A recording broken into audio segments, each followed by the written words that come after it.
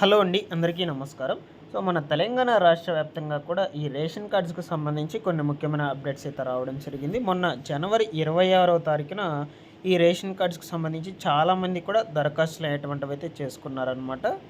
So, అయితే దీనికి సంబంధించి ముందుగా మనకు ఒక్కో మండలానికి, ఒక్కో గ్రామం చొప్పునైతే కార్డ్స్ అనేటువంటివైతే పంపిణీ చేయాలంటూ మనకు సీఎం రేవంత్ రెడ్డి గారైతే ఆదేశాలు జారీ చేశారనమాట. అయితే మనకు ఈ యొక్క కార్డ్స్ అనేటువంటివి ఒక్కో మండలంలో, ఒక్కో గ్రామానికి పంపిణీ చేస్తారు కాబట్టి వాటికి సంబంధించి మండలాల వైస్‌గా మనకు లిస్ట్ అనేటువంటిదైతే ఎలిజిబుల్ లిస్ట్ అనేటువంటిదైతే విడుదల చేశారనమాట ఆన్‌లైన్‌లో. ఓకేనా?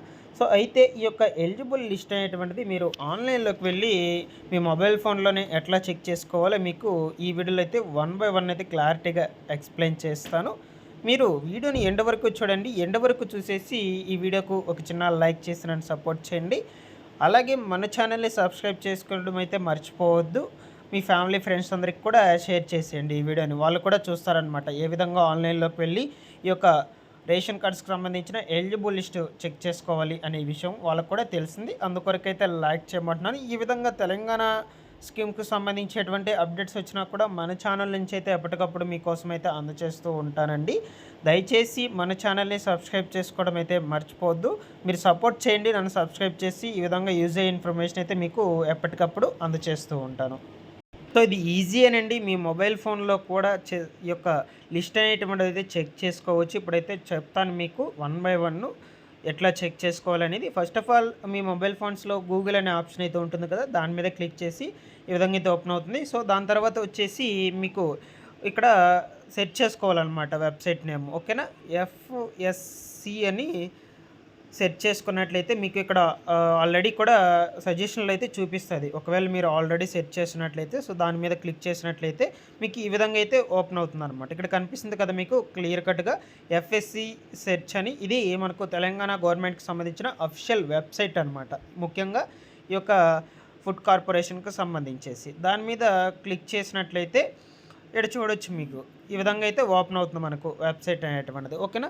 ఇందులో వచ్చేసి చాలామంది కూడా ఇక్కడ సెట్ చేసుకోవాలని చాలామంది కూడా అనుకుంటూ ఉంటారు. బట్ మనకు ఇక్కడైతే చూసుకోలేమండి. ఇవి మనకు కొత్త కార్డ్స్ ఇచ్చిన తర్వాత అయితే కొత్త కార్డ్ నంబర్స్ అనేటువంటివి ఇచ్చాకైతే చెక్ చేసుకోవాల్సిన అవసరం అయితే ఉంటుందన్నమాట.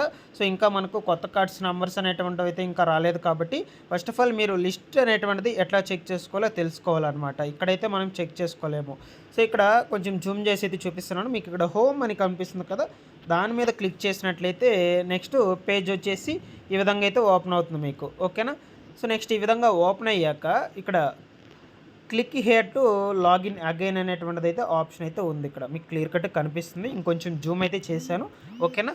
సో, దాని మీద క్లిక్ చేసినట్లయితే ఈ విధంగా అయితే మనకు నెక్స్ట్ పేజ్ అయితే ఓపెన్ అయిపోతుంది. మీకు కనిపిస్తుంది అనుకుంటా క్లియర్ కట్‌గా. వీటిలో ఏమైనా డౌట్స్ ఉన్నా కూడా అడగండి. మధ్య మధ్యలో నేను మరలా కూడా రెస్పాండ్ అయితే అవుతాను. కామెంట్స్ రూపంలో అయితే అడగండి. ఓకేనా? సో, ఇక ఈ విధంగా ఓపెన్ అయ్యాక ఇక్కడ కార్నర్‌లోకి వచ్చేసి లెఫ్ట్ సైడ్‌లో మనకి ఇక్కడ రిపోర్ట్స్ అనే ఆప్షన్ అయితే కనిపిస్తుందండి. థర్డ్ ఆప్షన్ మనకి ఇక్కడ. ఓకేనా? మీకు ఇక్కడ క్లియర్ కట్‌గా చూపిస్తున్నాను జూమ్ చేసి మరి. ఓకేనా? దాని మీద క్లిక్ చేసినట్లయితే మనకు ఈ విధంగా నెక్స్ట్ పేజ్ అయితే ఓపెన్ అవుతుంది.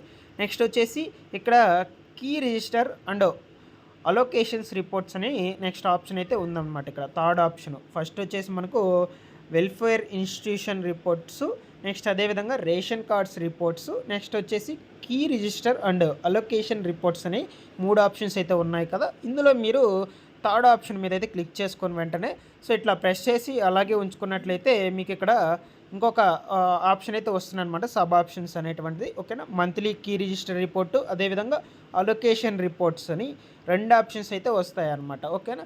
ఇందులో వచ్చేసి మీకు మొట్టమొదటిగా మనకు ఫస్ట్ ఆప్షన్ ఉంది కదా! మంత్లీ కీ రిజిస్టర్ రిపోర్ట్ అని దాని మీద అయితే క్లిక్ చేసుకోవాలి. సో, ఇక దాని మీద క్లిక్ చేసుకున్న వెంటనే మీకు నెక్స్ట్ పేజ్ వచ్చేసి ఈ విధంగా అయితే ఓపెన్ అవుతుంది. ఇక్కడొచ్చి మీరు సెలెక్ట్ చేసుకోవాలన్నమాట. సెలెక్ట్ మంత్ వచ్చేసి మనకు జనవరి కాబట్టి ఈ మంత్ జనవరి అయితే సెలెక్ట్ చేసుకోవాలి. నెక్స్ట్ వచ్చేసి సెలెక్ట్ ఇయర్. ఓకేనా? 2025 కాబట్టి అదైతే సెలెక్ట్ చేసుకున్నాము. ఇక్కడ సెలెక్ట్ ఇయర్ డిస్ట్రిక్ట్ అని ఉంది కదా! సో, నేను ఆల్ అయితే పెట్టున్నాను. మీరు డిస్ట్రిక్ట్స్ వైజ్‌గా అయితే సెలెక్ట్ చేసుకోవచ్చు అనమాట. నెక్స్ట్ సెలెక్ట్ మండలము. ఓకేనా? నేను ఆల్ అయితే పెట్టేశాను. ఈ విధంగా మనం సెలెక్ట్ చేసుకోవాలి. ఇక్కడ సెలెక్ట్ ఎఫ్‌పిఎస్ అని ఉంది కదా! దాన్నైతే సెలెక్ట్ చేసుకోని అవసరం అయితే లేదు. మీకు ఏం అవసరం లేదు. అది అట్లాగే ఉంచేసేయండి.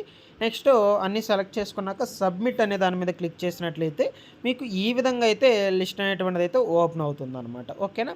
ఇక్కడ మీరు చూడొచ్చు. డిస్ట్రిక్ట్స్ వైస్‌గా మనకు ఈ విధంగా అయితే ఓపెన్ అయిపోయింది.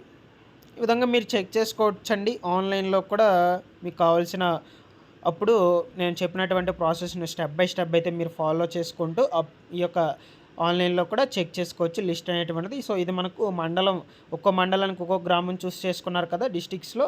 ఓకేనా? ఆ విధంగా వాటికి సంబంధించి మాత్రమే. ఇక మిగిలినటువంటి వాళ్ళకొచ్చేసి అన్ని పథకాలు మిగిలినటువంటి ఈ యొక్క ఇందిరమ్మ పథకం కావచ్చు, అదేవిధంగా రైతు భరోసా, ఇందిరమ్మ ఆత్మీయ భరోసా ఈ పథకాలకు సంబంధించిన నిధులు కావచ్చు, రేషన్ కార్డ్స్ ఇవన్నీ కూడా మిగిలినటువంటి వాళ్ళకొచ్చేసి మనకు ఈ యొక్క ఫిబ్రవరి 1 తారీఖు నుంచి మార్చి 31 తారీఖు వరకైతే పంపిణీ చేస్తారనమాట. 2 నెలల లోపల కంప్లీట్‌గా అయితే అందరికీ కూడా పంపిణీ అనేటువంటిదైతే చేసేస్తారు. అందరికైతే పంపిణీ చేస్తారండి. మీకు ఎక్కడికి ఎళ్ళవు. మీ యొక్క కార్డ్స్ కావచ్చు, మీ యొక్క డబ్బులు కావచ్చు. ఓకేనా? ఒకవేళ మీకు మిస్ అయినట్లయితే మరలా మీరు అప్లై చేసుకుంటే మనకు 2 మంత్స్ అయితే ఇంకా టైం ఉంది కదా! ఆ ప్రాసెస్ అనేటువంటిదైతే అవైలబుల్ అయితే ఉంది. మీరు అప్లై చేసుకోవడానికి అవకాశం అయితే ఉందనమాట. అప్లై చేసుకోండి.